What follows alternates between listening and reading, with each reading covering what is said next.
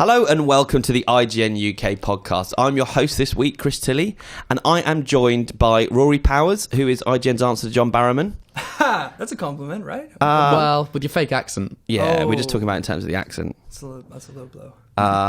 But yeah, how are you doing, Rory? I'm doing fantastic. Good. I have 2 coffees in front of me. Yeah, that's a bit worrying. Yeah, well, this was the whole thing. I didn't know Dana made me a coffee, so I made myself another coffee. So it's kind of like Christmas morning right now. So are you gonna speak increasingly faster as the podcast goes on? My pitch is gonna rise exponentially. Something it's gonna be like Alvin and the Chipmunks by the time we're done. That's something for us to look forward to. And I'm also joined by Luke Carmali, who's IGN's answer to Chris Farley. Yeah, but you know what? I'll take that. Unfortunately. Just because they rhyme. How are you doing, Luke? I'm very good. It's my first actual podcast with Rory. But we sit next to each other and we Exactly. So we talk enough. This is like extra work. We don't need to be... I hope you don't bring the tension from out there between the two of you into here, because... Sexual or angry? Which one are we? You tell me. Both, yeah, you know. You shouldn't have put us facing opposite. Yeah. It is locking eyes. There's quite a lot of intensity here. Okay, moving swiftly on. Luke, you've done something exciting this week. Let's talk about that. I have. So... I don't mention it enough, really, but I like this game series called Final Fantasy. You're a fan. So the guy who composed a lot of the music for it and is a big composer in the Japanese RPG world is a guy called Nobuo Uematsu. And he's been around kind of since the NES days. He was around when the game industry started. And he was over in London recording some songs for a new album. And they are Final Fantasy songs and like kind of remastered and slightly rearranged. And so he was recording that at Abbey Road Studios. So I got to go along and go inside Abbey Road with him and interview him. And watch him kind of watching the songs. It was a bit surreal, really. So I met him on Sunday night. At his hotel, full disclosure, to kind of do an interview with him, and that was great.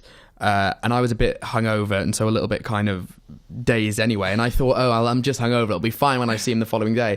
The following day, I was even more kind of confused. It was just very surreal meeting him. But he was a really, really nice guy, and got some really good stuff from him in terms of his history. And Abbey Road is a very nice studio. Who was playing the music? The London Symphony Orchestra. Oh wow, that's pretty good. Yeah. So it was like the full orchestra, and it was ridiculous. So we were kind of in the booth where they have all the mixers, and the conductor's in there, obviously conducting them and kind of being like, the take sounded exactly the same to us, but he was like, right, now you need to come in a little bit sharp and a little bit, and just how meticulous they are and how they can respond to such direction, how they can pick it all apart. It was astonishing because, as much as anything, it was great meeting him, but, it was just quite an experience anyway. And also Abbey Road having so much history. Yeah. Which was... Have you been to Abbey Road yet? I haven't. No. I haven't. I mean, there's not a lot the obligatory photo. Yeah, there's not a lot to see as a tourist, actually. Yeah, I almost did that, but I was on my own, and I was like, that's going to be a bit sad. I don't want to Photoshop myself 4 times like some sort of lame tourist. I couldn't bring myself to do it when I was there. I was there with a lot of American guys and a bunch of journalists, and everyone was doing it, and I was getting a bit... It was making me cringe. Yeah, that's what I was just going to say. Oh, God. Imagine if that was like your house, and that was your traffic was just tourists who were all standing. Well, it's crazy. There's just queues of cars there. It must drive you mad if you drive there and don't realise it's coming up. And because that was the thing. Like when I was there, I was just like, am I on the right? Oh, yeah, no, there's a zebra crossing with people queuing to get on it. We are absolutely queuing up. It's ridiculous. So when will this be on the site? This interview? So this should be on the site. By the time the podcast is live, this should be on the site. Oh wow! Yes. Wow. Yeah. Exciting times. Yeah. So it's all it's in the pipeline. Cool. I put something on the site this week that was very exciting. I posted my top 10 films. Each of the IGN editors has been doing top 10 games, top 10 films. And it was my turn last week, which is really nerve-wracking for a critic to do that. Because once it's out there, there. And then you'll know you're getting judged. Because people know. So what did you go for? I went for a mix of everything, really. I'm excited. Some old, some new, some... Nothing too new, actually. I feel like it's got to be. I've got to give it a few years before it makes it onto the list to see if it still holds up. That's true, though. See if it resonates, because you can come out of some films going wowzer, and then Inception was a bit like that for me, where I loved it immediately. Although I'm hearing people now, when Interstellar come out, saying they're back to liking Inception now. They've watched it a few times. But anyway, getting off the point. Yeah, and then also we know how the commenters are on IGN. Yes. Just waiting for that. I took a lot of criticism for having black and white films on there. Okay. 2 black and white films. This, for putting... someone said, look at the pretentious guy, he's got the obligatory black and white film, and then someone else going, people don't understand that, we've come so far in such a short period of time that you can't compare them, that they're just not in the same league. And it's like, no, that's not true at all. That's ridiculous. That's bull, man. I don't know why I'm saying this. I mean, you know me, if the film was made before 95, I can't Was this sit through commentary it, by but- any chance 14? Yeah. Maybe. You know what? There were a couple of people that said, "Oh, I've never heard of this one. I've never heard of that one. I'm going to check it out." And if that's all that a list does, That's great. That's really exciting. Yeah, absolutely. And I put one that's been on many of our lists doing this process as my number one, which was Back to the Future. Yeah. It was on Dan's list. I think it would be on Alex's if Alex It'd did be one. on mine too, for sure. Of course, yeah. You Absolutely. love Back to the Future. So that was fun getting to talk about Back to the Future with Dan for 10 minutes. Although I think I just rabbited on. Like, I just couldn't stop talking because I like it because of this, because of that, because of this, because of that. What was your criteria? Because like when I did my one for games, I found coming up with 10 games not too difficult, but then ranking them, it was like, ooh, this is a bit of a tricky one.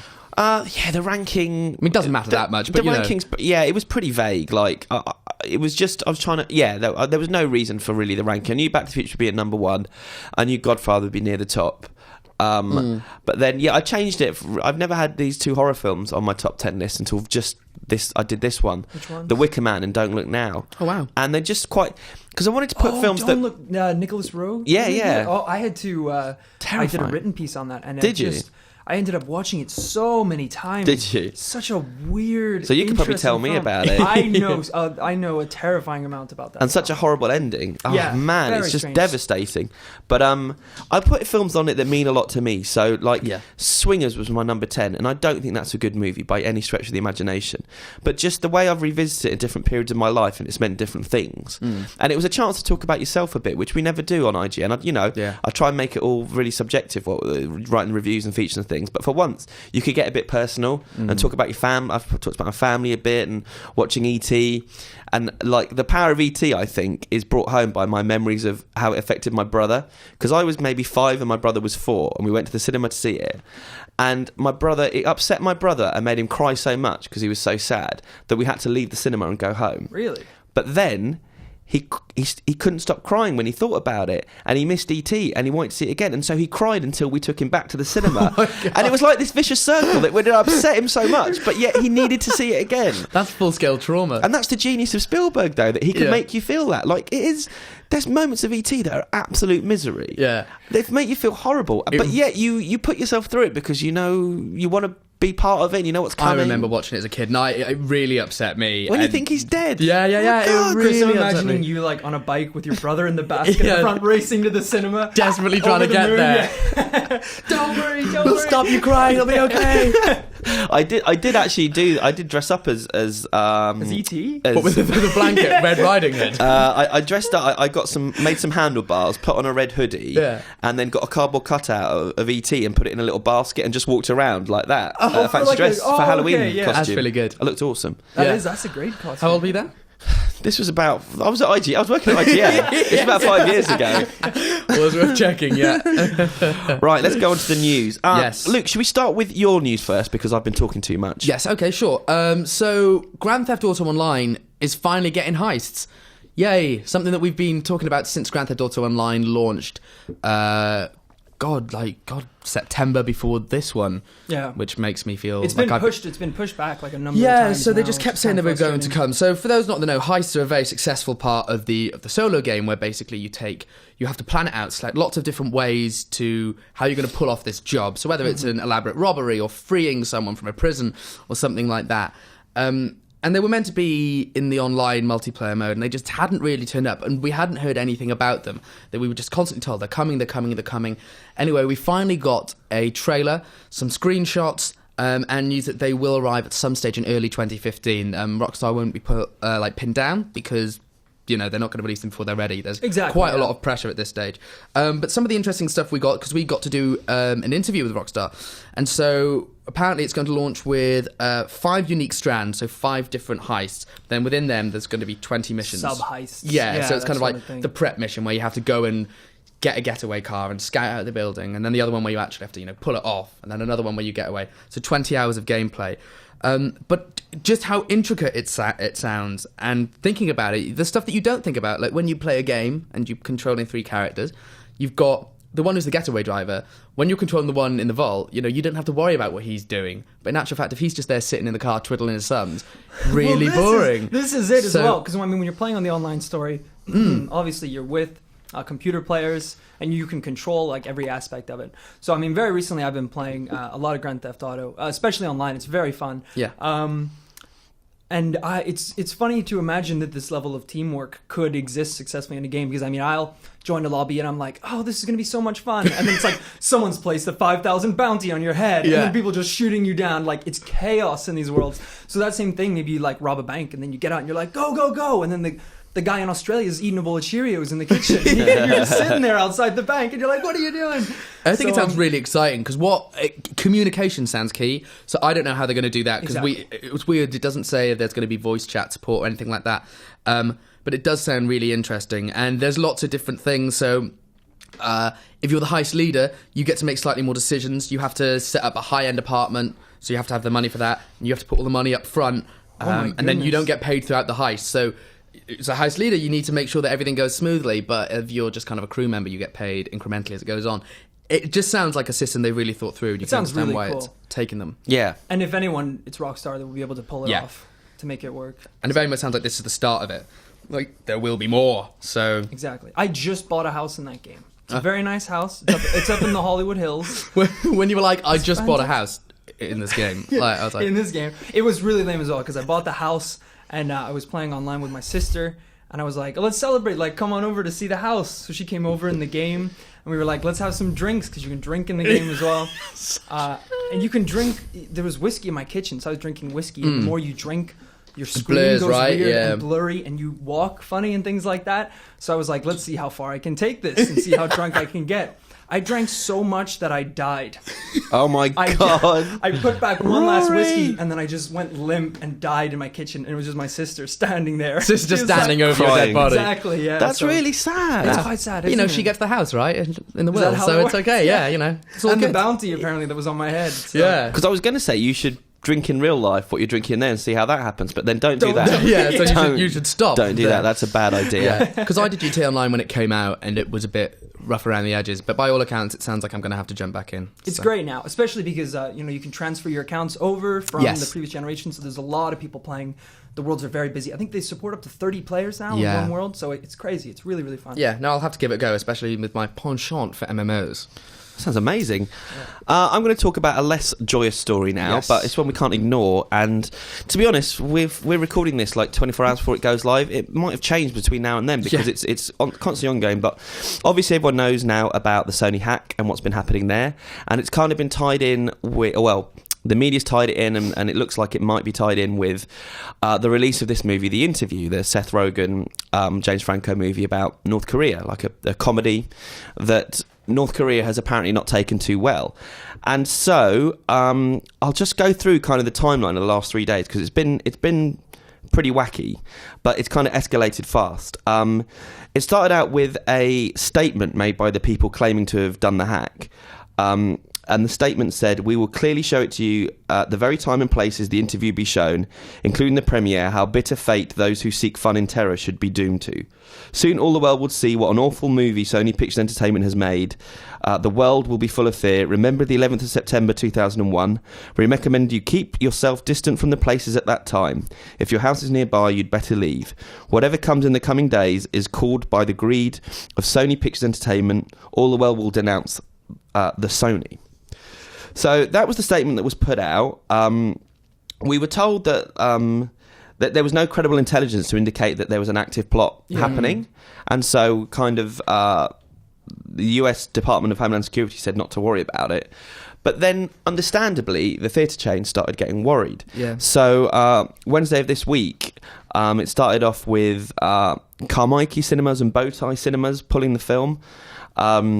Landmark Theatres cancelled the premiere that was going to happen in New York City this week. The National Association of Theatre Owners then released a statement basically saying it was up to the theatre owners if they wanted to pull the film, but they would understand. Yeah. Following that, Regal Cinemas, Cinemark, Cineplex and AMC dropped the movie. See, they're the big chains. They're the big chains, which meant effectively that no one was going to be able to see it.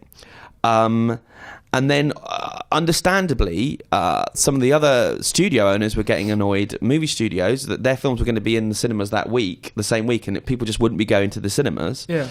So finally, Sony cancelled the release of the movie. So the movie's due out on Christmas Day in America. Yeah. And initially they were saying they were going to release it VOD instead. That was kind of the rumours. But they released a statement saying, in light of the decision by the majority of our exhibitors not to show the film, we decided not to move forward the planned December 25th to theatrical release. We respect and understand our partners' decisions and, of course, completely share their paramount interest in the safety of employees and theatre goers. They then go on to talk about the hack and just how really sad and awful it's been for the company. Yeah. And for freedom of expression, and you know, they say they stand by the filmmakers. And then finally, kind of the latest statement was that there looks like there's no plans to release it on DVD or VOD. That was early this morning as well. Yeah. It's going to be tricky, isn't it, to get it on VOD? Because the second, you know, if Netflix was to say, yeah, no, we'll host it, right, they then become the next target. It's going to get out eventually. Yeah. It's going to get out there. And because of all this attention, you just know that it's going to travel like wild. Yeah, everyone now wants to see it. I had no interest in seeing it before. Like, really? Yeah, now a bit like just curiosity. But yeah, I mean, it's an amazing amount of publicity this film's getting. I always talk about, my mum's not really into movies, and I always think about it in terms of, well, my mum will know this film now. Yeah. She'll know who Seth Rogen is by this point. And like, but I mean, equally, this is a $40 million plus movie. I guess maybe double that if you include all the kind of advertising they would have done and pre-promotion. Like, I interviewed Seth Rogen 2 weeks ago over the phone about it. Yeah. I mean, that all kind of goes to pot now. It's not coming out on the plan. So many repercussions just, you know, from this one thing. And it's just really depressing. It's really depressing. I mean, I'll tell you one repercussion that happened today is that another film that was about to go into production has been cancelled. Oh, yes. So it's a Steve Carell movie called Pyongyang, based on a graphic novel. Paranoid thriller about Western experiences in North Korea. Gore Verbinski, massive director, was going to direct to shoot in March. That's been dropped. That's no longer happening. It sounds like the FBI have connected North Korea directly to the cyber attacks, even though they've denied it. Yeah. Yeah, and it's just, I don't know. I guess we've no word from Sony over here what's going to happen with the film. I guess I'll try and find that out after we do this podcast. But it's just a really miserable thing to happen. It's not great for anyone involved, especially for there's so many departments of Sony that are affected by this, and as you said, it's not just the release of the film, it's other films that are out in the cinema at the same time, and it's really difficult for Sony being put in this position where it's you can't really win either way. Either you don't and people are going to complain, or you do show the films and you risk this threat, and then if anything does, you know, come to fruition, then you are absolutely to blame. And it's a horrible situation to be in for them as a company. I remember when Four Lions. Have you seen Four Lions? Yeah, it's a great movie. Chris Morris one with the terrorists, kind of satire of the Taliban, pretty much. At the London Marathon. Yeah, and it's a very, very funny movie. But there was a similar thing happen there, where in the States, they kind of said, if anyone picks up this movie for distribution, you know, you're in trouble. We're gonna hunt you down. And so no one picked it up. And a friend of mine, Tim Leake, who runs the Alamo Drafthouse Cinemas over there in Fantastic Fest, he literally set up a film label so he could buy the film and release it. And he went on tour around the cinemas of America with Chris Morris, the writer-director, doing Q&As and screening the film, which was great. And nothing happened. No. Nothing happened. And like I say, the Department of Homeland Security said nothing will happen in this instance. But I guess, you know, people's safety is paramount. But it just, I don't know, it puts out a worrying message that you can do. Just complain and then, you know, you'll get a change. If you don't agree with something, then it's fine. Tricky because, I mean, I kind of see the point. It's just, you know, if they'd gone for a fictitious dictator, there wouldn't have been the issue, would there? Well, this is it. As soon as because once they said Kim Jong, months back when I heard about the premise of the film and understood, and they were like, they're going to be sent to assassinate Kim Jong. Exactly. Kim Jong-un. Immediately at that point, you know, but I think this is even before they started shooting, I was like, this is not going to, there's going to be some the problem is, you listen to any kind of political commentators and stuff talking about North Korea, and this is all getting very serious now. It is. But the one thing they do say is that, especially since Kim Jong-un's come to power, he wants to be viewed as serious. He's a serious guy. He wants people to take him seriously. He wants the world to take him seriously, and no one has. That's what the escalations about the missiles are and everything. And so to make a comedy film about assassinating him in particular, I mean, you can do what you want, but it's just a bit like, if it would it have killed them to make a fictitious But I think plan? it's important to make satires of this kind of subject. It's terrifying what he's up to, and I think the best way to take these people down a peg or two is through humour. But it's, and we're giving in to the terrorist demands, and it's like, oh man, I know. It's just a horrible situation, and I'm interested to see how it pans out from here on in. I want to, like you said, I want to see the film. Yeah. We gave it a positive review. Yeah. I mean, above all, it just sounds like it's quite a silly film. Yeah. Well, this is the thing. Like Rogan and Franco, like it's going to be stupid. Like, yeah, absolutely. There's going to be elements of satire, but it's just going to be ridiculous. Like, the setting's kind of secondary to them. Exactly. At the end of the day, it's just going to be like a Seth Rogen film. It's going to be a light comedy.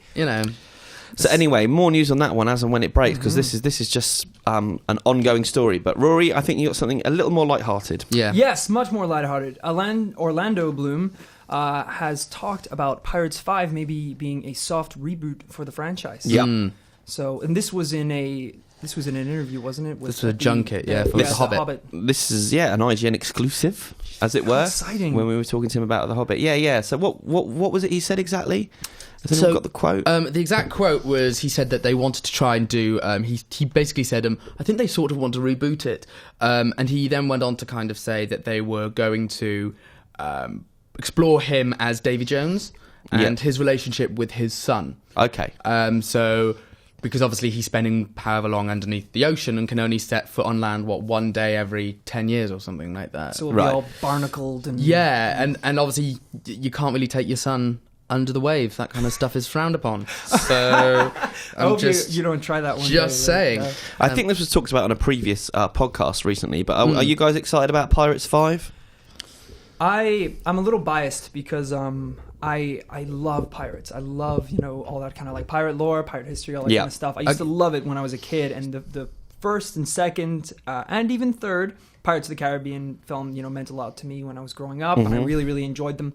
I have kind of fallen out of love, so maybe this is the kind of thing that maybe this soft reboot is that initiative to kind of regain some of that audience. Did you see 4? I didn't see 4. So no. I tried to watch 4 on Netflix. I was doing some cooking, about 2 months ago, like the first and last time I was going to say the first and last time I'm ever doing that. And then it was basically I just couldn't get into it, and I don't know what it was, but I have. It seems that actually Keira Knightley and Orlando Bloom serve as really, really good foils for Johnny Depp, and the mere fact that they didn't have someone with quite the same chemistry, or they didn't have that dynamic, it just didn't quite click for me, and it just all became a little bit too ridiculous. Yeah. So the idea, so it is important to say that he did say in this interview, he's like, talks are still ongoing. He's still interested in it. Yeah. But he hasn't signed on the dotted line. Yeah. I think if he came back, it could really re-interest me in it. But at the moment, I'm just a little bit. I'm not sold on it. It's quite interesting, the directors they've got. They've got a couple of guys who are quite new to the directing scene. They made a movie called Kon-Tiki, which is out in the UK this week, actually. And I still am yet to see it, but I really want to. It's an action film set on a raft on the Pacific. That's pretty much the whole movie. Oh, I think I saw about it, or at least saw a trailer or something. Yeah, and so it's really interesting that they've got a new vibe. Apparently the action in it's incredible, even though they did it on quite a low budget. So it'll be interesting to see people with kind of a new... Because I think, did Gore Verbinski direct all of them? I think so. No, I think it was maybe Rob Marshall did the 4th one. But I feel like it needs something, a new viewpoint, a new kind of approach to make that one work. Well, this could be it. Yeah. Hopefully, this is what they're going for. I mean, number 5. Looking at this, so stuff we've heard before is that so we know Johnny Depp is back, but we've also heard Jeffrey Rush will come back as Barbossa, and he's meant to be teaming up with a new villain called Captain Brand, who's a ghost bent on revenge against Sparrow, who he blames for the murder of his brother. And that villain is allegedly the front runner for that is Javier Bardem, and following up behind him is Christoph Waltz. Right. Yeah. Well, Javier Bardem, his wife was in the last Pirates movie. Yeah, don't know if she'll be back, but yeah. So cool. All right. Well, enough Pirates talk, because I don't like any of those films apart from the first one. So 3 was long. 3 was really long. It was quite long. Yeah. Right. Christmas is around the corner, and we have quite a lovely email from Jamie Morales Narvaez. Jamie Morales, he calls himself here. And he says, Duck Hunt, I just wonder what all your favourite Christmas movie moments are.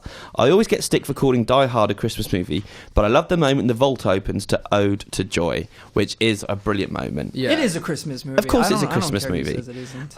So, let's talk about our favourite Christmas movie moments. Not Christmas movies, but moments within.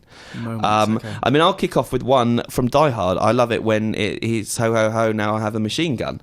I think that's it's a really dark, horrible, funny bit, but it just perfectly sums up John McClane. Yeah. You know, he's just really winding these guys up. He's not just taking them out, he's winding them up before he does it. Yeah. It's a funny moment in maybe the greatest Christmas movie. So yeah, another Die Hard one, Jamie. I'm with you on that one. Rory? I love Jingle All the Way. Okay. Arnold Schwarzenegger's a Christmas film. Yeah. It is just incredible.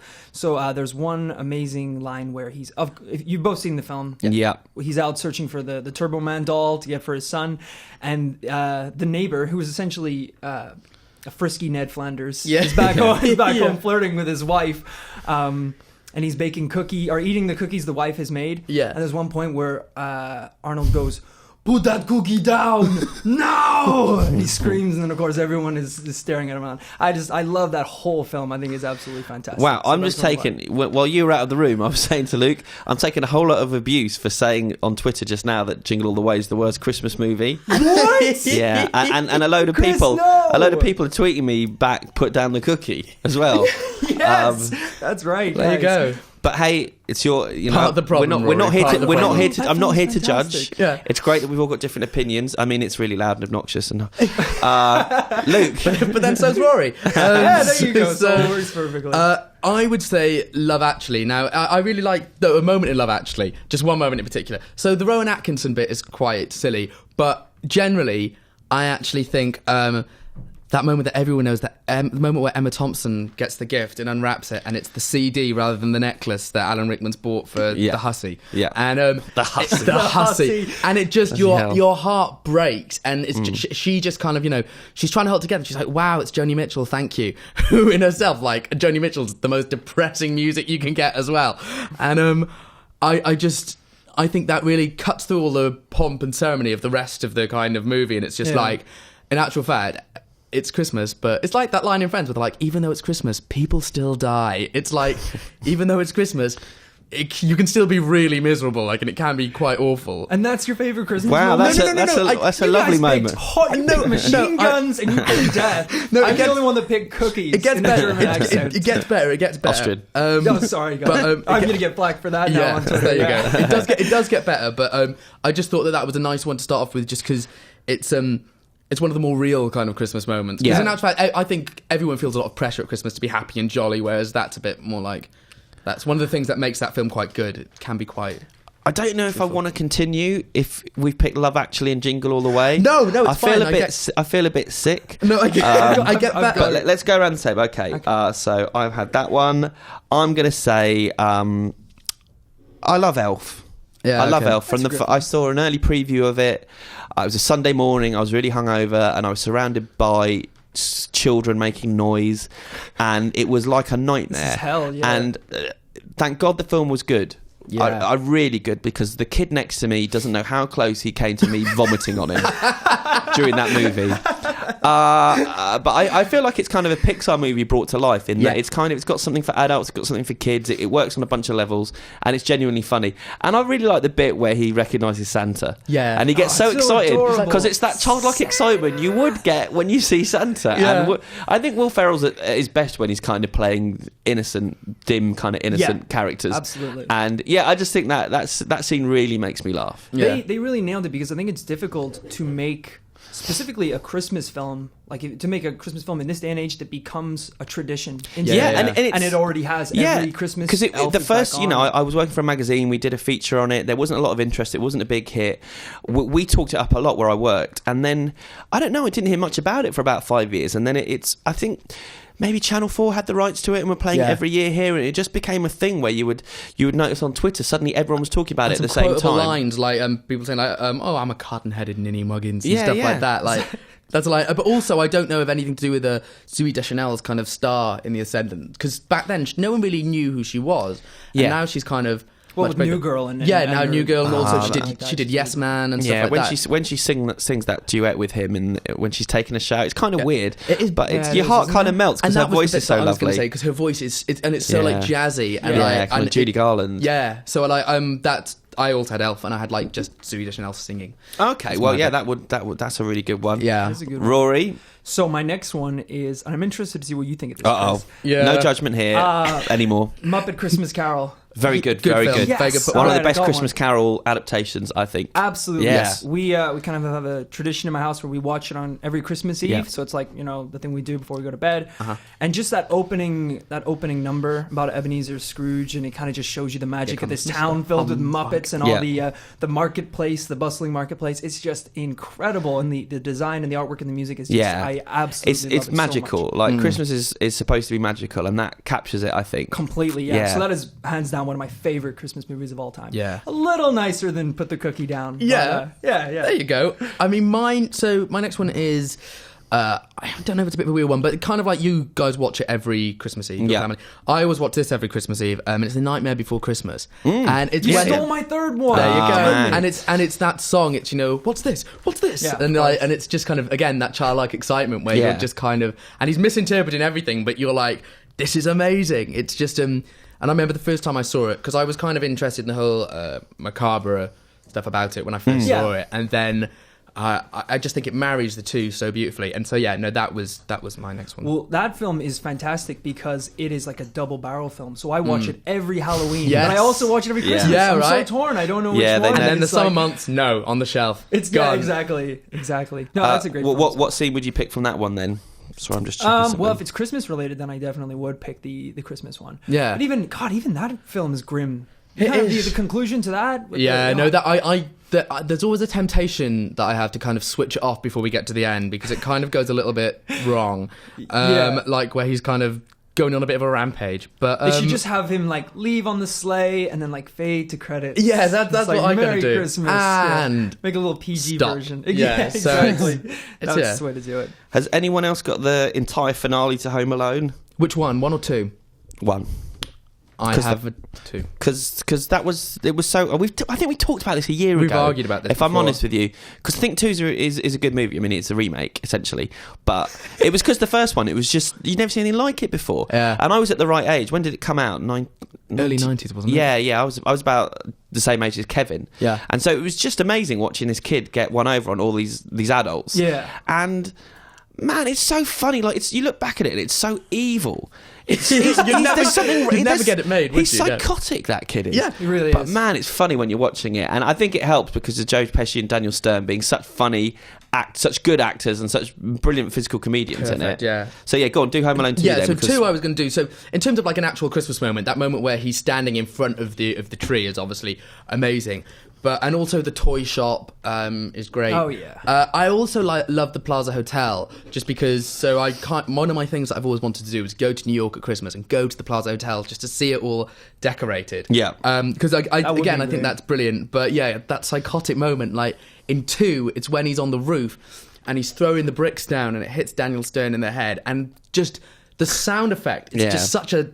It's like it is bone on stone. Yeah. It's like bone on bang, stone. and it's so harsh. It's funny because it's making like comical of something that could easily kill a man. He should be dead. Well, exactly. It's a Tom and Jerry cartoon brought to life. Yeah, absolutely. But I watched it with someone who didn't speak any English last year. Yeah. That just the last half hour, and you don't need any words in that movie, really. It's pretty much the biggest comedy of all time when it came out. The first one was huge. and it's funny all the way through, and then it's really funny. And again, it's a bit obnoxious. I don't like obnoxious, but we're having that one. I used to set Home Alone traps in my house all the time after seeing that film. And that's how your Traps father and died. things like that. Any more, Rory? he tripped up on crushed Christmas decorations. We're going to keep going on these till we run out. Have you got any more, Rory? Yes, I do actually have one. What's up next? It's the coffee's kicking in. Yeah, I think. I can I know. see, I'm like, already yes, no, I do. down. I'm halfay through this one. It's A Wonderful Life. I really, really like that film. I find Christmas it a bit, classic. I do find it a bit bleak. That's Which my- scene? The obligatory black and white, you know? Yeah. It was in my top 10. It was actually in my top 10. I actually really enjoy the whole sequence of when he actually doesn't exist and no one recognizes him. Because as a kid, I was terrified that was going to happen to me one day when I woke up. That I would like go downstairs and no one would know who I was. Yeah. So I thought that was really exciting. And in that like Christmas setting, all with the snow coming down, and it's pretty bleak as well. Actually, now that I think about it, but it always just kind of sticks with me in the Christmas film. Yeah. Well, that's what I said in my write-up where I put it on my list. That it's funny, it's a clever film in that it's 2 hours of relentless misery with 10 minutes of happiness and joy at the end. Yeah. And yet, it's in a weird way, you only really remember the joy. Like it seems like you just remember it being a happy film, and it's not at all. It's really sad. It just is like a decline. It just gets bleaker and bleaker Yeah. until there's just this happy little payoff. Yeah, so for me, it's the ending. It's when he's running through the town, you know, and waving at everyone, and it's just. So I mean, it makes me cry. I saw that for the first time when I used to work in an independent cinema. So I actually saw it on a screen. Cool. And obviously, I had no idea what was coming at the end. I was like, because I've heard bits of it, and I was like, this is so depressing. And we were kind of allowed to. It was Christmas. We were allowed to help ourselves to alcohol. So I was just happily drinking my way through the pain. Bad idea. Do not sync up your alcoholism. And then at the end, it's like there's the happy bit, and of course I'm like, oh God, and just start crying. So yeah, that was. It does make me well up though. The ending. Yeah, I think it's. I don't need help. Film. It's a lovely film, and God, I fear that someone's going to remake it one day, and it would just. There's been mutterings about that, I swear. Yeah, it would just be. Even they did a colorized version of it, and it just doesn't look right. Yeah. Luke, I like I like Polar Express. I think that's actually the end is. You know what isn't more Christmassy than cold dead eyes of animated characters that don't look right. That really is the joy of Christmas. Well, I was staring into the bleakness and the nothing. With Tom Hanks, that looks like something's gone wrong somewhere. Yeah. I liked Polar Express. The bit on when they first get on the train, and they're all getting like hot, like cocoa type stuff. I was like, that just feels quite Christmassy, and they're all in their pajamas, and then you just have one old man with a bit of a dodgy moustache. And in hindsight, now looking back, I'm like, that's a questionable setup, but like at the time, I thought that was quite sweet. I've never watched it. It was kind of a hit at the time. It got some pretty bad reviews, mainly because of the appearance of like the human characters. But it's really become quite a following. It still comes on. It's released every year in cinemas. It's re-released in IMAX and stuff. And it makes money. Like, that's one that's just kind of motoring on in the way that I think Frozen will be one that's going to be released every year from here on in. Yeah, absolutely. Yeah, and that re-releasing thing is something that doesn't really happen. It used to happen when I was a kid. You'd get E.T. was released like 4 years in a row, but now it doesn't seem to happen. But with Polar Express, and now I think with Frozen, it's a big thing. I think it's happening. Well, it's especially happening with Christmas films, because obviously everyone gets into the festive spirit and things like that. So it's popular to really re-release these films. Be interesting to see, because I mean, it does happen a little bit for Halloween. When Halloween's coming around, and some cinemas will show, or like have events where they'll show like horror films and things like all that. the Saw films. But yeah, it is definitely happening a lot more these days, where you'll see Christmas films reintroduced to the cinema. And I mean, I actually saw that film 3 times in the cinema as a child, due to poorly planned field trips and family trips and things like that. And I could not tell you a thing about it. No, really? Polar Express did not stick with me at all. Yeah. I know there's a train. I know Tom Hanks is there. Yeah. Is there some sort of present mountain at some point? There is some sort of present mountain. That's telling, though. That's interesting. It is. It absolutely is. And maybe that's Rory why has an awful memory. Yes. Maybe that's why I've never really sought it out, because maybe I just feel like I'm too old at this point. Again, I saw saw this when I was in the cinema, like working at that cinema. So yeah. What about the story about the father in Gremlins? No, that's controversial. Yeah, because I watched that film as a kid, and that film scared me a little bit as a kid. And I remember my parents didn't like it very much; they didn't like me watching it, but I did watch it. And there was this the girl in it, played by Phoebe Cates, tells this horrendous story, like the most horrific story you can tell about how her father died. And I remember I would literally forward wind through it when I was a kid, because it upset me and scared me so much. Yeah. But now as an adult, and I watch it, it's really, really friggin' funny. Like, it's a joke. Like, it's a black joke. It's black comedy that I didn't get at the time. But now, you watch Joe Dante's movies, and the way it's delivered, the way it's so relentlessly just the worst thing you could imagine in this fun Christmas horror movie. And I love it. And I piss myself when I watch it. So I think that's a really good scene now, one that I really hated as a child. Yeah. You're not a fan, Luke? I do like it. So I saw Gremlins when I was far too young to see it. And again, I think a babysitter showed it to me under the idea, oh, well, of course, this is going to be, it's a fun Christmas movie. Yeah, and all I got was Gremlins, like these cute little fluffy things that look like my cuddly toys, could at any moment burst into like these creatures that want to kill me. The Mogwai. Yeah. It's a brilliant movie, but I think it did mess with a lot of kids' childhoods because a lot of children were exposed to it maybe younger than they should have been. Yeah, I think I need to revisit it because it's nasty. It's a nasty film. Yeah. But yeah, it's worth revisiting. It's a really good Christmas, and it's got that sense of wonder of Christmas as well. It's set in small town America, the same small town that It's a Wonderful Life is set in, pretty much. Yeah, absolutely. That close community. Yeah, and there's something. Yeah, it's a magical movie. But I remember, my dad didn't like it. He didn't like it at the ending when the Gremlins weren't blamed for it. They blamed it on people writing or something. He didn't like that. He didn't like that. Why haven't they got the blame? It's all about responsibility. Any more? Yeah, I actually have Come on, one. Rory. Let's keep us going. Miracle on 34th Street. Mm-hmm. Which the one? Original. The original. Okay. At the moment at the end when the girl spots the house that she asked Santa for, and then she runs inside, and then the parents are like, "Oh no, this isn't right. And then they find the what do they find? Is it crutch? It's been a while since I've seen it. I don't remember. They find some item that is the indication that it actually was Santa Claus who got them the house. And I love that moment as a kid because that's right at the end, and it's just fantastic. Spoiler alert. Yeah. Spoiler. Oh god, yeah. No, it's a great movie. But to be fair, I think the remake is pretty good. I think the casting of Richard Attenborough as Santa Claus works. The girl in it's adorable. Oh, it's Shirley Temple in the original, isn't it? Yeah. Yeah, no, they're both great movies, but no, I agree. Miracle on 34th Street, I don't think it gets as much attention as maybe it should, especially because there's been a remake that was popular. But it's up there with It's a Wonderful Life in terms of a real sweet, lovely classic. And that whole moment, the whole scene in the courtroom with the letters to Santa Claus. Yeah. It's iconic. Yeah. It's the same with It's a Wonderful Life, the whole, Christmas, no one knows who you are, that sort of thing. And I feel like Jingle All the Way a little bit. It's kind of wrapped up in the marketing of Christmas, and it kind of has a go at all that side of things, but it also kind of celebrates it a little bit. And I think the second half of Santa Claus the movie's a bit like that, whereas the first half's really good. But Miracle on 34th Street, it talks about the way it's become just a marketing tool for shops. Yeah. But at the same time, it cuts through that in a really sweet way that I think. Absolutely, yeah. Where it's the whole kind of moral conclusion is that it's not the actual toy that mattered. It was spending time with the dad, and that's quite a nice conclusion to the film, wrapped in this comical commercial sense. Yeah, well, that's lovely. Luke, I liked. How the Grinch Stole Christmas, the Jim Carrey one, I don't actually mind. I find it... Oh my god! I knew you'd have to sit on the naughty step for that, because that's another loud, obnoxious. Just it's like someone shouting in my face for 90 minutes. So I couldn't get into it. I don't think I watched the whole thing. So I disagree, because for a start, there's the fact that the entire script rhymes, I actually find quite soothing. I also put it on when you're going to bed. That's the thing. I'm like, also, I do find Jim Carrey in a lot of his roles is totally OTT, but I think he dialed it back slightly for this, maybe because the prosthetics restrained his face. And Jim Carrey dials it back in The Grinch. That's a massive shout. That's quite a claim, isn't it? It's such an understated performance. I don't mean that. The film where he moves 5 body parts every other word. I'm getting this. I'm not interpreting myself right, but it's. At the moment, I'm choosing anyway. I also like the aesthetics. I think it looks very Christmassy. It's very stylized, the square they kind of have, I really like it.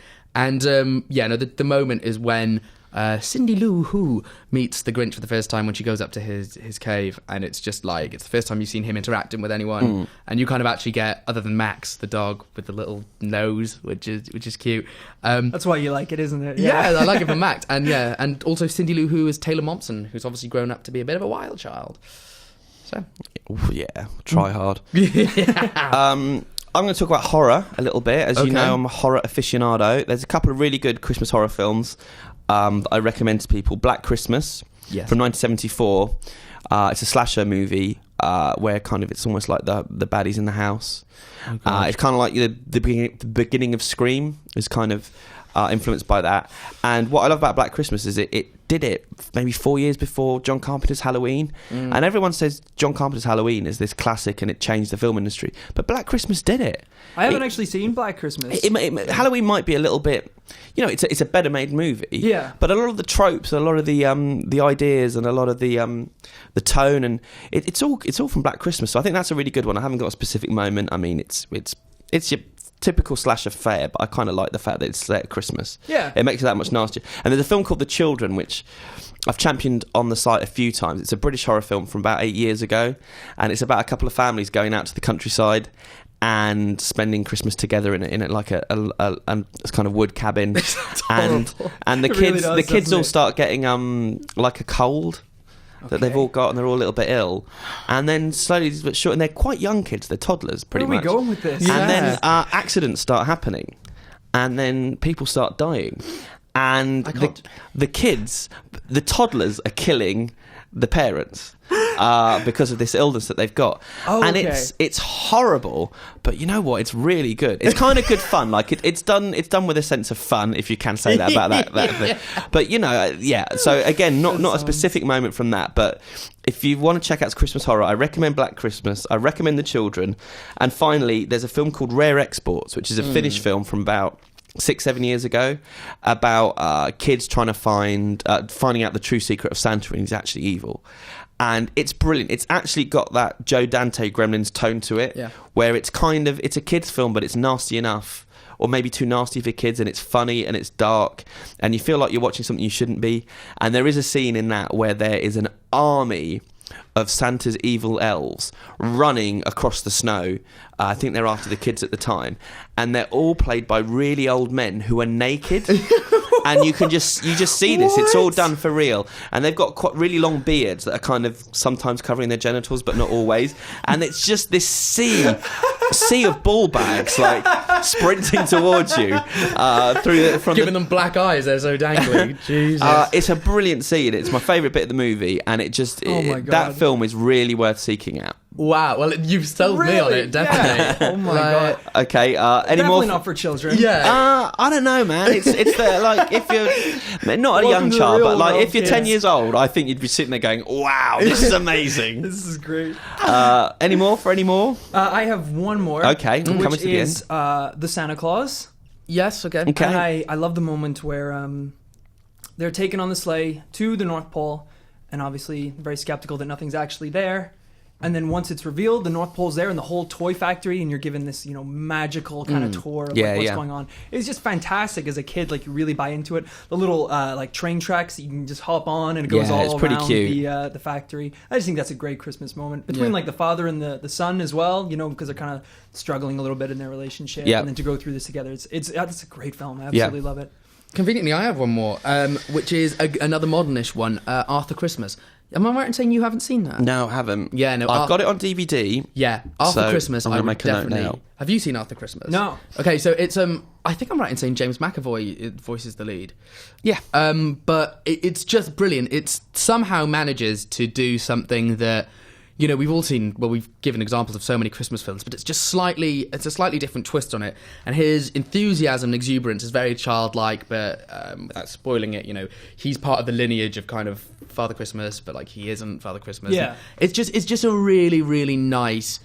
It's just a really nice film, and I went to see it with my mum about 2 years ago. I think we'd both kind of had a really like rough couple of weeks in the run up to Christmas. We were like, should we just go to the cinema? And there was nothing on, and we were just like, screw it, let's just go and see this because it's Christmassy and it'll cheer us up. And it was like, it just really kind of was really nice and really funny and really happy. Yeah, good thing you didn't go see Ballbag Santa Claus over there. Yeah, like, why not? How could things get worse? Oh wait. So I would heartily recommend Arthur Christmas. It's really good. Okay, if you can each pick one moment, what would be your favourite out of all those? That's tough. I'm gonna probably go with either. No, there's one choice. Okay, I'll go for the Nightmare Before Christmas one because I make it a point to watch that on a yearly basis, and I just think that kind of joy, and God knows I love a musical. So. Okay, Rory, if you can have one moment, I am going to go with the opening sequence of the Muppet Christmas Carol. That's one as you said, like one soundtrack to a film that I have refused to let myself download and listen to. So I only get to hear the songs once a year. So it's a very special, because I'll get sick of it if you listen to it too much. No, so I only hear these songs once every year, and it just means so much to me. So that's definitely got to be mine. Wow, so you both went for musical moments. Yeah, we did, yeah. Well, music's emotive, isn't it? I mean, I'm tempted to go for Ball Bag Santa Claus now you call it that. But I won't. I'll go for It's a Wonderful Life, George running through Bedford Falls, just happy to be alive. Yeah, that is quite sweet. That makes me feel very positive. Yeah. Yes. Cool. Right. Let's do some feedback. Yes. We talked for a long time there, didn't we? So, who has the first bit? I do. So Neil Patel from Leicester says, thanks for reading my email last week. You didn't piss on my memories. I was just merely showing my questionable taste in games. So on the subject of game exclusivity, do you think we would have seen games like The Last of Us if game exclusivity didn't exist? Competition amongst Sony, Microsoft, Nintendo can only benefit us gamers and push them into publishing high-quality console-exclusive titles rather than rely on multi-platform yearly franchises with the promise of exclusive DLC to win over the consumer. In short, I'm all for it. It's interesting, because I don't think exclusivity is necessarily a good thing. I think if there's a great game like The Last of Us, like my cousin is a staunch Xbox fan, and so he's never played The Last of Us, and I find that really upsetting because it's such a great game. I've never played it either, because I don't have any PlayStation consoles. Yeah, so and I find that is a real shame, because it is a real triumph in kind of the medium. But by the same token, I do think there is some benefit in what Neil suggested. Yeah, it's an interesting point, because it does definitely foster. If you've got to kind of you've got to sell a lot more to make the same amount of profit, because you're only trying to hit one platform, right? Yeah. So it better be definitive in what it's doing. And that's, again, like, you look at the fact that now Street Fighter is going to be exclusive on PlayStation, Street Fighter 5. And, Microsoft is like, well, we're happy with that because we've got Killer Instinct. That will hopefully push them to make the next Killer Instinct even better. Exactly. It's just one of the pros and cons of competition. Exactly. We always say that competition is healthy, and I think that this is just further evidence to that. So absolutely. Yeah. Did I get your feedback? Yeah, no, you've got that bit first. Oh, so that's a follows up another about exclusivity, because obviously we talked about it at length last week. Yeah. So James Toyu, I believe. Well, he's shown you how to pronounce it there. Oh, he has. He's actually spelled it out phonetically, Koyu. and I did highlight I was close. James Koyu. Thank you, James. Oh, and a little winky smiley. Wink. Oh, you didn't see that because it's a podcast, right? There's a camera there. Oh, yeah, wink. Blimmin' heck. Just get on with it. Sorry, yeah. Duck Hunt. Listening to your latest cast, and you talked about what game would be a console seller for us listeners, and I definitely know mine since it already happened. The first, I was a hardcore Nintendo fanboy back in the day, and Super Nintendo reigned king because of Final Fantasy VI and Chrono Trigger. Then Final Fantasy VII got announced for PlayStation, and I ended up purchasing the game 7 months before I could even afford the PSX. I was 13, in brackets. Second time, more recent, was now being a semi-fanboy to Sony, although I tend to buy all systems these days. I wanted an Xbox One for Killer Instinct. There you go, it does tie in nice. Luckily, I managed to get one for my birthday, which also ended up flipping, still new and unopened, for a new Day 1 edition I lucked out finding in a local electronics store. Having 2 kids now, I have to start being selected on my video game spending. But would I do it again? Yes. And I think only for 2 games/series. Obviously Final Fantasy, which you know a lot about, Luke, as mentioned above. But a new grown obsession would be that I follow Destiny wherever it goes. Yes. That is interesting. And that is James Koyu. There you go. Nailed it. Yeah, well, I think he says it all there, doesn't he? But that's very interesting. It's an interesting viewpoint on this subject. Have you guys flip-flopped at all in your kind of your consoles? Following games or, popularity or things like that? What I usually go with is what my friends have. So when I was younger, I had my PlayStation. I always had a PlayStation 2. Yeah. I got an Xbox to play with my cousin because he wanted an Xbox. And actually Fable, I think the original Fable where Peter Molyneux promised the Earth, the promises really wrote me in, and then I got it and it was a bit...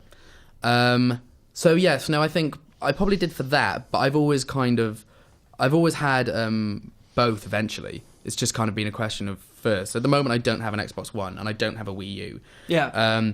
But I'm debating buying myself a Wii U for Christmas as a Christmas present to myself because I've been just... That's not awesome. lame. I've just been awesome this year, and I just think someone's got to recognise it, right? I've done a bit of what he has. Obviously, I started off as a Nintendo fan, like a lot of people, and then I've kind of got into PlayStation as well for a lot of the newer generation, but then now I've kind of shifted over to Xbox, so I've kind of been in all the fields. You're basically a whore. I'm a video game whore, pretty much. So yeah, there are pros and cons. It is basically just a lot of it depends on what your friends have and what they're enjoying. So yeah, exactly. I've got an email from Kyle Marsden who's talking. We talked about Troy Baker last week and how he's omnipresent. Is that the right word? Yeah, everywhere. He says, "Hey guys, I've just listened to your discussion last week about Troy Baker being in everything as a voice actor in games. And you mentioned him in Call of Duty Advanced Warfare got me thinking. In that game, Troy voice acts a character called Jack Mitchell. But it wasn't until I Googled him that I realised the graphic model of him is actually based on what he looks like. And with further investigation, found out that all the characters in the game are designed to look like their real-life counterparts. This got me thinking. We see actors playing different roles all the time in films and TV, but could we do the same in games? Could Troy or a similar voice actor pop up in another game as a character that looks like him, and so therefore start building up his acting repertoire through a virtual representation of himself?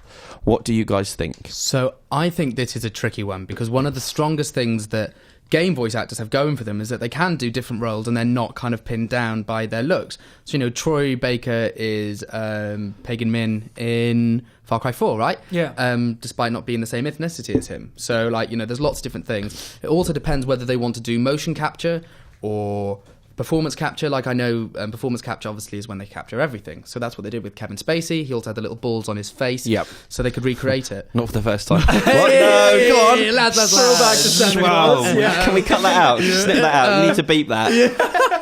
Okay, go on. So that happened, and it was also Going to prison. I'll spend Christmas in prison. It'll be fine. So I see what you're saying, but I think one of the strongest points is, so Troy Baker is everywhere. He's in everything. He was Joel in The Last of Us. He was. Well, now we did the list last week, and it was incredible. Yeah, so he's absolutely everywhere, and I think if it was based on how he actually physically looked, that's But is that not how it's going to happen going forward in films, where you get the choice to cast Brad Pitt to look like Brad Pitt in a movie, or you cast him in, Lord of the Rings, Warcraft, Planet of the Apes, where then you've got the motion capture. It's just, I don't know, it's an interesting question. If he started cropping up in different games, looking like he does in real life. It's interesting, though, because then you kind of... It's weird, because in games, we're kind of... Or in films, we don't mind, oh, yes, this is Tom Hanks in this is Tom Hanks in this, but it's not the same character. Whereas I don't know if maybe in games, we're not used to that, and if we see someone who looks the same as someone else, we kind of automatically make the connection... Is there a connection between these two universes or something, Yeah. So I don't know if that's actually would need a bigger kind of sea change. I didn't even really think of any cons for it until you kind of started stating the cases, because I am absolutely all for, advancing with performance capture and motion capture. Yeah. One of the greatest characters in any video game that I experienced was Vaas in Far Cry 3. Yeah. And I found him incredibly fascinating, and I did a lot of research on it. And he too was actually, it was an actor who came into audition for the role, and originally I think that the character design didn't look anything like the actor. But after he did this performance, and I think he even threw on this accent, this kind of Spanish accent or Mediterranean accent, and they just changed the character to look like him. And because of this, you just have one of the most iconic villains. All the cutscenes are just mesmerizing. It is just really incredible. And I think if you can get that kind of emotion and that kind of detail out of a performance without doing the capture, then that also works. But it is obviously a lot more complicated, because if you're just using the voice from a character, then it's hard to get the little intricacies of the facial movements and things like that. But it's definitely interesting to see how we'll progress. But I personally am very interested to see in performance capture become a bigger part. Just that's it. So just kind of linking into that. Do you remember Star Wars: The Force Unleashed? I do, yes. Because there was a game. The guy who played Darth Vader's apprentice in that, Starkiller, he's played by Sam Witwer, is the guy's name, who is an actor. Yeah. And his appearance is based on Sam Witwer, and so he looks exactly like Sam Witwer. And now it's weird, because in the comics that also deal with that guy, with the character, his appearance is used. So it does kind of happen that way sometimes. He's kind of like through acting in a game, he's then gone into extended stuff elsewhere. Exactly, which is great. It's great to be able to do that, for people I don't know what else he's been in. I only know he was in The Mist. He's in The American Being Human. Yeah, okay. So yeah, Sam Witwer from The American Being Human, and I just seen him in the Stephen King The Mist adaptation. Not Sam Witwicky from Transformers. No, definitely not. Lukey, you're up next. I am indeed. So this is from Joseph from Melbourne. Mm-hmm. He says, I want to throw, in my opinion, my personal game of the year, mainly because he doesn't think anyone else will look at it. It's a game called Transistor, which I've played and it is very good. So he says, the visuals, music and gameplay speak for themselves. It's beautiful and incredibly fun if you like tactical games, but none of that's why he fell in love with the game. A lot of people let themselves get confused by the slightly convoluted story about why the events in the game are happening, but what he found brilliant was that none of it mattered. All that mattered for Red, the heroine, was rescuing her love interest from the predicament he's wound up in, and all that mattered to Mr. Sword, the love interest, was that Red survived the events to come. The frustration you feel from Red not being able to communicate with him and how they go about facilitating what little communication they do is heart-wrenching and really clever. The world's fallen apart around them, but all they, and by extent you, care about is each other, and the payoff's magnificent. So he says these days, where to be critically acclaimed usually means the fiction in question is seriously depressing. I love the game for making me smile and fall in love with the characters. And he also says, please give us more football talk. Excellent. Well, I can't really help with that. Wrong team for that. Sorry, bud. Yeah. Football. It's nice to hear, though, it's something that's a game that kind of isn't on a huge amount of lists. Yeah. Being called out, and it does sound like an interesting game. It is. I have a feeling it was one of the PS Plus free ones a while ago. Yeah. I was going to ask, is it exclusive or is it? No, I think it's on both platforms, but I do think it was a PS Plus game a couple of months ago. I have a feeling, but I'm not sure. Cool. I think we're gonna save that till a bit later. Actually, let's do out this week first. Games. I believe it's a bumper week for games, isn't it, Luke? Yes, we have a lot to get through. That's it. That's it. Good. So there you go. Nothing out this week. Absolutely nothing. So absolutely now. Films. So there's the film I mentioned earlier, Kon-Tiki, which is about the 1947 crossing of the Pacific on a raft. Very exciting. It's been around for a while. It's been floating around for a while. I mean, year or two I've heard about this film, I think, and there's maybe a dubbed version, or maybe they shot it in English and in the country it's from, and I can't remember which country it's from. Yeah. But anyway, apparently it's a very good action film. I don't think it's going to be in every cinema, but it's on Netflix now or soon. We've also got Night at the Museum 3. Yeah, I don't really know what to say about that. Gav saw it and he quite liked it, which surprised me. Have you seen any of the other ones? I haven't seen any of them. Yeah, I saw the first one. I think I did. I might have done some interviews on the first one. I feel Robin Williams is in this. He is, and apparently someone told me it's depressing that he's in it because it's such a grim note for him to go out on because it's a bad film. Yeah. And then Gav was saying it's actually quite a sad role because his character's going through in the film is quite depressing about having to deal with life maybe being a statue forever and just disappearing. Good God. Yeah. So we gave it a 6.3, but also in the conclusion said it lacks heart and humour, which surely a film like that needs both of them to work. Yeah. So that's what it is. Basically. It just feels like a waste. It's such a good cast. It just feels a bit wasted. I've heard interesting things about Rebel Wilson's accent as well. Yeah, is she a Brit in it? Well, in theory. I mean, I don't know if... And if you watched that interview that went viral this week, Ben Kingsley, that girl, he seems to think Rebel Wilson's a man. Yeah. Well, he's not in your work team, is he? Thanks, Sir Ben. So, yeah, I guess, if you want something to take the family to, you could do a lot worse than Night at the Museum 3. Inoffensive, but... It's not gonna make your Christmas. Dumb and Dumber 2's out finally in the UK. It came out in America a couple of months ago. Youngsters either side of me, any interest in Dumb and Dumber? I when I watched the first one when I was a kid, I was like, this is rubbish, I don't enjoy this. But then weirdly when I got older and watched it again, I didn't mind it because it's so stupid. Yeah. I actually kind of have a funny story about the second one. This was kind of around the decline of the DVD stores where you go rent DVDs. So we went, and our local one was actually closing down. Me and my brother went, and we were like, you know what, let's rent out Dumb and Dumber 2. So I took it and was like, hey, can we rent this out? And they were like, you can buy it for £2. And it's like, oh, we just want to rent it. And they were like, well, it's $2.50 to rent. And it's like, or it's £2 to buy.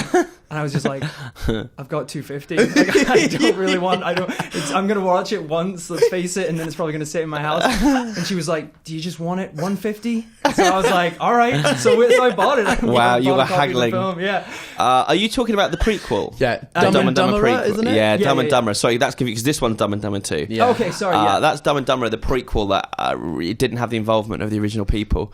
I have a bit of a story on that front. So I went out on the set of Hostel. And I got to know, I knew some of the people involved with the film, and one of the main actors in it, man, what was his name? I think it was called Jeff. No, he wasn't called Jeff because that spoils it. Dennis, maybe? I don't know. He was in Dumb and Dumberer, and it was such a huge disaster that, like, I always said, people were telling me when into him, just don't bring it up. Just, he doesn't want to talk about it. He just hates. He's so embarrassed. And so I didn't. I got on really well with him. We had we had a really nice interview, and then we all went out drinking that night out in Prague. No. And I got hammered, and I thought, right, I'm having you, mate. and I was just looking at him. I'm like, man. You really remind me of someone. I can't think who it is. And he's like, really? I'm like, yeah. I said, hold on, you look like a young Jeff Daniels. And he went, F off. I'm not going to swear. And then we got chatting about it. He was joking. I was joking. He was joking. We had a drink about it. And he just said to me that, you know, when he signed up for that movie, he hadn't done much. And he was kind of, you know, his agent, his manager was saying, this is going to be massive. Yeah. This is a prequel to one of the biggest comedies of all time. It's going to put you on the map. You have to do this.